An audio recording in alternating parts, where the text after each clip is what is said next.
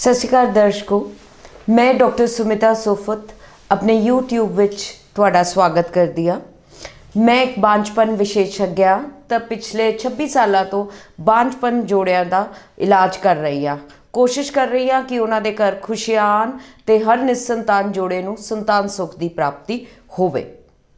अज आपां गल करांगे कि टेस्ट ट्यूब बेबी की हुंदा है, आपां टेस्ट ट्यूब बेबी किवें करदे आ ते एक कामयाबी दर टेस्ट ट्यूब बेबी दा किवें वधाया जा सकता है। मैं अज अपनी लैबोरेटरी विच भी तुहानूं लैके जावांगी ते दसांगी कि जिहड़ा टेस्ट ट्यूब बेबी है उहदा आपां कामयाबी दर किवें वधा सकदे आ।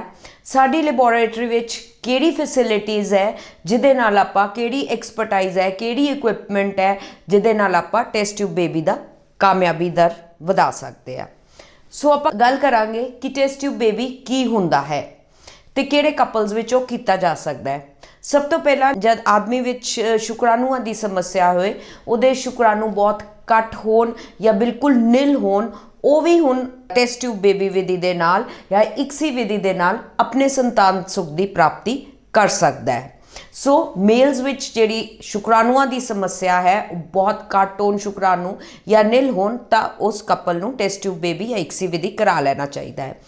औरतां विच जिहड़े टेस्ट ट्यूब बेबी दे इंडिकेशनस है वह है जदों उन्हां दी ट्यूबां बंद होण, उन्हां दे अंडेदानियां विच समस्या होण, उन्हां दे अंडे घट बन रहे होण या फिर जिहड़े विआह नूं बहुत ज़्यादा टाइम हो जाए वो भी टेस्ट ट्यूब बेबी विधि दा लै सकदे आ फायदा। सो टेस्ट ट्यूब बेबी आपां किवें करदे आ? ਇਹਦੇ ਵਿੱਚ ਇੱਕ ਲੇਡੀ ਨੂੰ ਇੰਜੈਕਸ਼ਨਸ ਲਗਾਏ ਜਾਂਦੇ ਹੈ। ਇਹ ਇੰਜੈਕਸ਼ਨਸ 8 ਤੋਂ 12 दिन लगते हैं, 10 ਤੋਂ 12 दिन भी लग सकते हैं।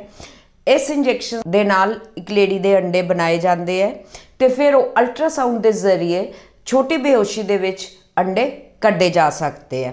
जब अंडे कढ़ लेंदे आ तो लैबोरेटरी विच जिहड़ा भ्रूण विग्यानिक है वो टेस्ट ट्यूब बेबी का प्रोसीजर शुरू कर देंदा है। तो जिहड़ा प्रोसीजर एक लेडी दे वूम विच होना हुंदा है वो एक IVF लैबोरेटरी विच हुंदा है, जिहदा कि एनवायरनमेंट बिल्कुल लेडी दे बच्चेदानी दा हुंदा है ते प्रेगनेंसी हो सकती है। हुण आपां गल करांगे कि टेस्ट ट्यूब बेबी दा कामयाबी दर आपां किवें वधा सकते हैं।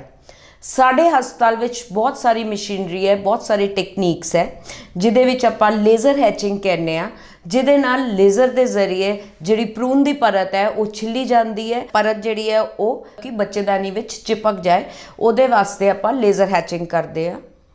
एम्ब्रीओ मॉनिटरिंग सिस्टम आंदा है जिहदे नाल आपां सिलेक्ट करदे आ कि किहड़ा भ्रूण सब तो वधिया है, किहड़ा भ्रूण जिहड़ा है वो प्रेगनेंसी कर सकता है। उस तो बाद आंदा है ब्लास्टोसिस्ट कल्चर, जिहदे विच आपां जिहड़ा भ्रूण है वो लास्ट स्टेज तक ग्रो करदे आ, जिन्हों आपां डे 5 ट्रांसफर कहते हैं। हुण देखा गया है कि नॉर्मली अगर एक लेडी दे 6 भ्रूण बने हैं तो सिर्फ इक्को ही भ्रूण जिहड़ा है वो ब्लास्टोसिस्ट बनेगा। सो आपां जिहड़ा भ्रूण है वो एंड स्टेज तक ग्रो करदे आ, उन्होंने सिलेक्ट करके लेडी दे बच्चेदानी दे विच रखिया जाता है, जिहदे नाल कामयाबी दर वधाया जा सकता है। साडे हस्पताल विच मशीन है जिन्हों आपां कासा मशीन कहने आ, जिहदे विच एक शुक्राणु काफ़ी टाइम्स एक्सपैंड हो जाता है, काफ़ी गुना 1000 टाइम्स मैगनीफाई हो जाता है तो सानू पता लग जाता है कि किहड़े शुक्राणु जिहड़े है वो बच्चा बना सकते हैं।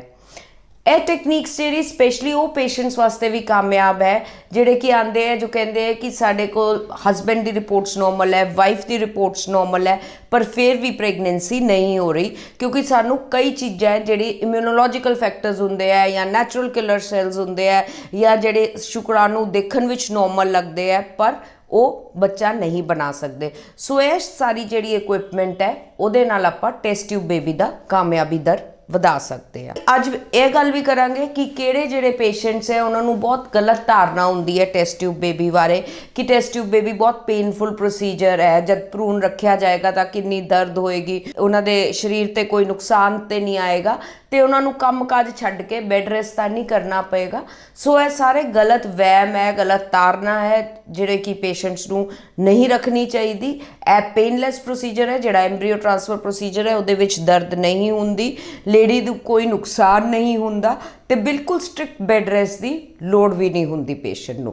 उन्होंने अपना काम काज छड्डण की लोड़ नहीं है कि पेशेंट कहे कि जी मैं तो बिल्कुल हुण अपनी नौकरी छड्डदा, मैं सब कुछ छड्डदा तो फिर मैं मंजे ते पै जा, इहो जी गल नहीं हुंदी। साडे कोल क्रायो फ्रीजिंग दी भी फैसिलिटी है। ਇਹ ਕ੍ਰਾਇਓਫ੍ਰੀਜ਼ਿੰਗ ਕੀ ਹੁੰਦਾ ਹੈ? ਇਹਦੇ ਵਿੱਚ ਹੁੰਦਾ ਹੈ ਕਿ ਅਗਰ ਇੱਕ ਲੇਡੀ ਦੇ ਐਕਸਟਰਾ ਭਰੂਣ ਬਣ ਗਏ ਹੈ ਤੇ ਉਹ ਭਰੂਣ ਜਿਹੜੇ ਹੈ ਫ੍ਰੀਜ਼ ਕੀਤੇ ਜਾਂਦੇ ਹੈ। ਮੰਨ ਲਓ ਇੱਕ ਪੇਸ਼ੈਂਟ ਦਾ ਇੱਕ ਸਾਈਕਲ ਕਾਮਯਾਬ ਨਹੀਂ ਹੋਇਆ, ਉਹਦਾ ਫਰਸਟ ਸਾਈਕਲ ਫੇਲ ਹੋ ਗਿਆ ਹੈ ਤੇ ਸੈਕਿੰਡ ਸਾਈਕਲ ਵਿੱਚ ਉਹਨੂੰ ਕੋਈ ਟੀਕੇ ਲਗਾਉਣ ਦੀ ਜ਼ਰੂਰਤ ਨਹੀਂ ਹੁੰਦੀ, ਜਿਹੜੇ ਭਰੂਣ ਫ੍ਰੀਜ਼ ਹੈ ਉਹ ਯੂਜ਼ ਕੀਤੇ ਜਾਂਦੇ ਹੈ। ਇਹਦੇ ਵਿੱਚ ਜਿਹੜਾ ਇਮੋਸ਼ਨਲ ਬਰਡਨ ਹੈ, ਸਾਈਕੋਲੋਜੀਕਲ ਬਰਡਨ ਹੈ, ਫਾਈਨੈਂਸ਼ੀਅਲ ਬਰਡਨ ਹੈ, ਉਹ ਘਟ ਜਾਂਦਾ ਹੈ। ਤੇ ਜੇ ਪੇਸ਼ੈਂਟ ਨੂੰ ਫਰਸਟ ਟਾਈਮ ਵਿੱਚ ਹੀ ਪ੍ਰੈਗਨੈਂਸੀ ਹੋ ਗਈ ਤਾਂ ਸੈਕਿੰਡ ਬੇਬੀ ਉਹ ਫਰੋਜ਼ਨ ਟ੍ਰਾਂਸਫਰ ਦੇ ਨਾਲ ਵੀ ਲੈ ਸਕਦਾ ਹੈ। ਸੋ ਹੁਣ ਆਪਾਂ ਚੱਲਦੇ ਹਾਂ ਆਪਣੀ ਲੈਬੋਰੇਟਰੀ ਵਿੱਚ ਤੇ ਤੁਹਾਨੂੰ ਦਿਖਾਉਂਦੇ ਹਾਂ ਕਿ ਸਾਡੇ ਕੋਲ ਕੀ ਫੈਸਿਲਿਟੀਜ਼ ਹੈ। ਹੁਣ ਤੁਸੀਂ ਸਾਡੀ IVF ਲੈਬੋਰੇਟਰੀ ਵਿੱਚ ਹੋ ਤੇ ਹੁਣ ਮੈਂ ਤੁਹਾਨੂੰ ਦੱਸਾਂਗੀ ਕਿ ਕੀ ਖਾਸੀਅਤ ਹੈ ਇਸ ਲੈਬੋਰੇਟਰੀ ਵਿੱਚ, ਕਿਵੇਂ ਆਪਾਂ ਟੈਸਟ ਟਿਊਬ ਬੇਬੀ ਦਾ ਕਾਮਯਾਬੀ ਦਰ ਵਧਾ ਸਕਦੇ ਆ। ਤੁਸੀਂ ਦੇਖੋਗੇ ਕਿ ਇਹ ਲੈਬ ਜਿਹੜੀ ਹੈ ਸਾਰੀ ਮੋਡੂਲਰ IVF ਲੈਬ ਹੈ, ਪੰਜਾਬ ਦੀ ਇਹ ਪਹਿਲੀ ਮੋਡੂਲਰ IVF ਲੈਬ ਹੈ। ਉਸ ਤੋਂ ਬਾਅਦ ਇਸ ਲੈਬ ਦਾ ਜਿਹੜਾ ਇਨਵਾਇਰਨਮੈਂਟ ਹੈ ਉਹ ਬਿਲਕੁਲ ਜਿਹਦੇ ਵਿੱਚ ਜ਼ੀਰੋ ਪਾਰਟੀਕਲ ਹੁੰਦਾ ਹੈ। ਇਹਦੇ ਵਿੱਚ ਸਪੈਸ਼ਲ ਹੈਪਾ ਫਿਲਟਰਸ ਲੱਗੇ ਹੋਏ ਆ। ਤੁਸੀਂ ਦੇਖੋਗੇ ਕਿ ਛੱਤ ਵਿੱਚ ਫਿਲਟਰਸ ਹੈ ਜਿਹੜੇ ਕਿ 에ਅਰ ਫਿਲਟਰ ਕਰਦੇ ਹੈ, ਜਿਹੜੀ ਬਾਹਰ ਦੀ ਪ੍ਰਦੂਸ਼ਣ ਰਹਿਤ ਹਵਾ ਹੈ ਉਹਨੂੰ ਨਹੀਂ ਐਂਟਰ ਕਰਨ ਦਿੰਦੇ। ਜਿਹੜਾ এনवायरमेंट ਹੈ ਉਹ ਬਿਲਕੁਲ ਕਲੀਨ ਹੁੰਦਾ ਹੈ ਤਾਂ ਕਿ ਜਿਹੜਾ ਭਰੂਣ ਬਣੇ ਉਹਦੇ ਵਿੱਚ ਕੋਈ ਕੰਟੈਮੀਨੇਸ਼ਨ ਨਾ ਹੋਏ, ਕੋਈ ਫੋਰਨ ਪਾਰਟੀਕਲਸ ਨਾ ਹੋਣ, ਕੋਈ ਗੈਸਿਸ ਵਗੈਰਾ ਨਾ ਹੋਣ ਤੇ ਲੈਬੋਰੇਟਰੀ ਦਾ ਜਿਹੜਾ ਵਾਤਾਵਰਨ ਹੈ ਉਹ ਬਿਲਕੁਲ ਸਹੀ ਰਹੇ। ਸੋ ਇਹ ਚੀਜ਼ ਪੇਸ਼ੈਂਟ ਨੂੰ ਬਹੁਤ ਜ਼ਰੂਰੀ ਹੈ ਸਿਲੈਕਟ ਕਰਨਾ ਕਿ ਜਿਹੜੀ ਉਹ ਲੈਬੋਰੇਟਰੀ ਵਿੱਚ ਆਪਣਾ ਟੈਸਟ ਟਿਊਬ ਬੇਬੀ ਦਾ ਪ੍ਰੋਸੀਜਰ ਕਰਾ ਰਿਹਾ ਉਹ ਕੀ ਹੈ, ਉਹਦੇ ਵਿੱਚ ਕੀ ਖਾਸੀਅਤ ਹੈ। ਹੁਣ ਤੁਸੀਂ ਦੇਖੋਗੇ ਜਿਹੜੀ ਇਹ ਇਕੁਇਪਮੈਂਟ ਹੈ ਇਹਨੂੰ ਆਪਾਂ ਸਪੈਸ਼ਲ ਮਾਈਕਰੋਸਕੋਪ ਕਹਿੰਦੇ ਆ। ਐਸਟੀਰੀਓ ਜ਼ੂਮ ਮਾਈਕਰੋਸਕੋਪ ਹੈ, ਟ੍ਰਾਈਨੋਕੂਲਰ ਹੈ, ਉੱਥੇ ਸਕਰੀਨ ਤੇ ਨਜ਼ਰ ਆਉਂਦਾ ਹੈ। ਇਹਦੇ ਵਿੱਚ ਭਰੂਣ ਵਿਗਿਆਨਿਕ ਜਿਹੜਾ ਹੈ ਉਹ ਬੈਠ ਕੇ ਦੇਖਦਾ ਹੈ, ਜਿਹੜੇ ਅੰਡੇ ਹੈ ਉਹ ਅਲਟਰਾਸਾਊਂਡ ਦੇ ਜ਼ਰੀਏ ਕੱਢੇ ਜਾਂਦੇ ਹੈ ਤੇ ਇੱਥੇ ਉਹ ਅਸੈਸ ਕੀਤੇ ਜਾਂਦੇ ਹੈ।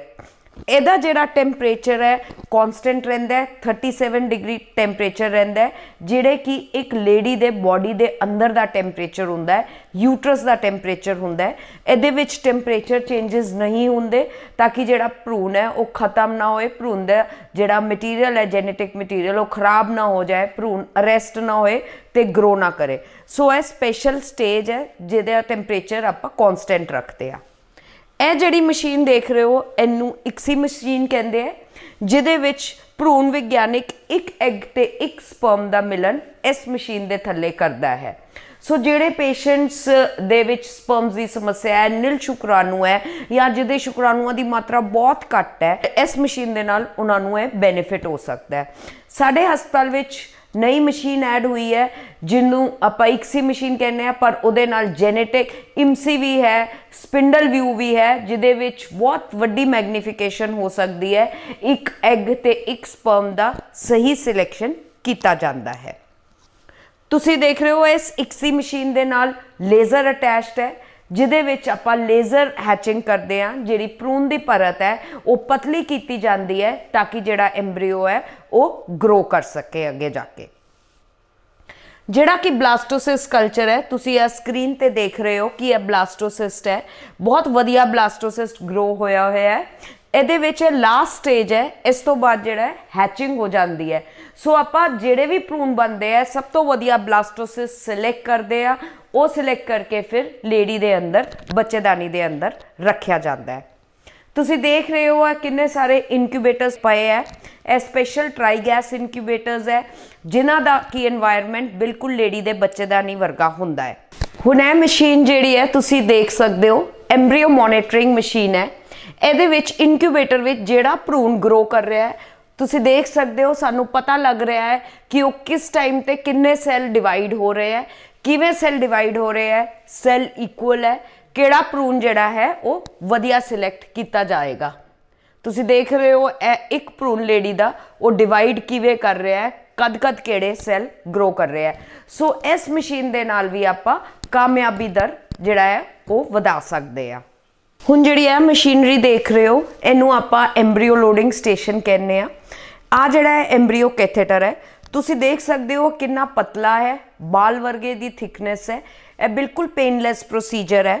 ਜਿਹੜਾ ਆਪਾਂ ਐਮਬ੍ਰੀਓ ਲੋਡ ਕਰਦੇ ਆ ਤੇ ਟ੍ਰਾਂਸਫਰ ਤੇ ਲੋਡ ਵਿੱਚ ਜਿਹੜਾ ਟਾਈਮ ਹੁੰਦਾ ਹੈ ਉਹ 1 ਮਿੰਟ ਤੋਂ ਜ਼ਿਆਦਾ ਨਹੀਂ ਹੋਣਾ ਚਾਹੀਦਾ।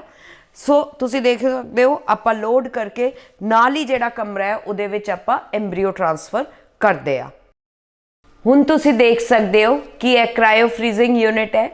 ਇਹਦੇ ਵਿੱਚ ਜਿਹੜੇ ਪੇਸ਼ੈਂਟ ਦੇ ਐਕਸਟਰਾ ਭਰੂਣ ਬਚ ਜਾਂਦੇ ਹੈ ਉਹ ਫਰੀਜ਼ ਕੀਤੇ ਜਾਂਦੇ ਹੈ ਤਾਂ ਕਿ ਉਹਨਾਂ ਨੂੰ ਆਪਾਂ ਦੁਬਾਰਾ ਪੇਸ਼ੈਂਟ ਵਾਸਤੇ ਯੂਜ਼ ਕਰ ਸਕੀਏ।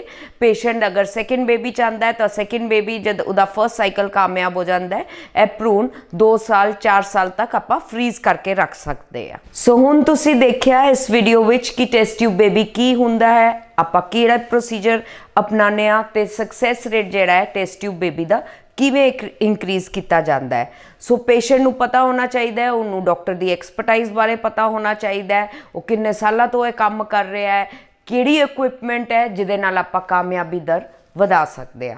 ਸੋ ਐਂਡ ਵਿੱਚ ਮੈਂ ਇਹੋ ਕਹਿਣਾ ਚਾਹਾਂਗੀ ਕਿ